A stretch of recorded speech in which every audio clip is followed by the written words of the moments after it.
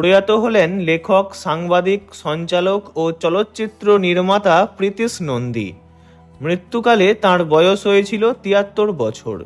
তাঁর প্রয়াণের কারণ সঠিকভাবে জানা যায়নি। জানা গিয়েছে নিজের বাড়িতেই হৃদরোগে আক্রান্ত হয়েছেন প্রয়াত প্রীতিশ নন্দী। বাবার চলে যাওয়ার খবর নিশ্চিত করেছেন তাঁর পুত্র কুষাণ নন্দী। ভারতীয় সাহিত্যে অবদানের জন্য ১৯৭৭ সালে পদ্মশ্রী সম্মানে ভূষিত হন প্রীতিশ নন্দী। মাত্র ২৬ বছর বয়সেই পদ্মশ্রী সম্মান পেয়েছিলেন প্রয়াত এই ফিল্ম মেকার। প্রখ্যাত কবি ও সাংবাদিক প্রীতিশ নন্দী পরবর্তী সময়ে তাঁর media company Pritish Nandi communications চালু করেন।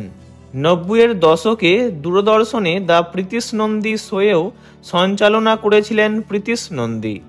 অভিনেতা অনুপম খের প্রয়াত প্রীতিশ নন্দীকে শ্রদ্ধা জানিয়েছেন সোশ্যাল মিডিয়ায়।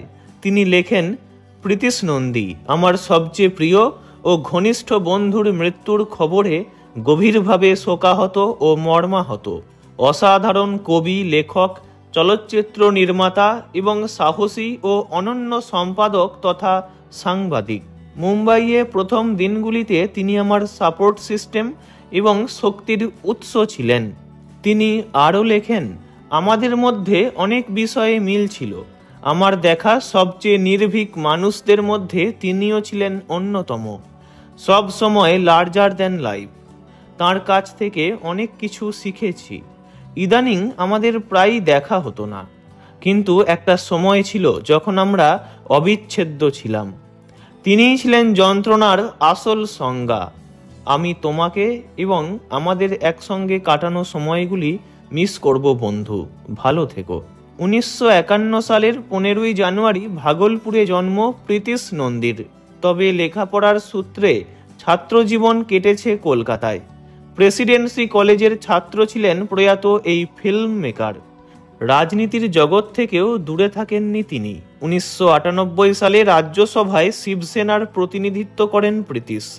দীর্ঘদিন সংগ্রাম করেছেন পশুদের অধিকার নিয়েও। প্রীতিশ নন্দীর প্রয়াণে শোক প্রকাশ করেছেন অনেকেই। সুর, কাঁটে, ঝঙ্কার বিটস, চামেলি, হাজারো খ্বাইশে ऐसी, প্যার কে সাইড এফেক্টসের মতো ছবি প্রযোজনা করেছেন প্রীতিশ নন্দী। সম্প্রতি for more shorts please, modern love, মুম্বাইয়ের মতো ওয়েব সিরিজ প্রযোজনা করেছে প্রয়াত এই ফিল্ম মেকারের সংস্থা প্রীতিশ নন্দী কমিউনিকেশন। ভিডিওটি এই পর্যন্তই। বিনোদন জগতের সব রকম খবরাখবর জানতে চ্যানেলটি অবশ্যই সাবস্ক্রাইব করবেন। ধন্যবাদ।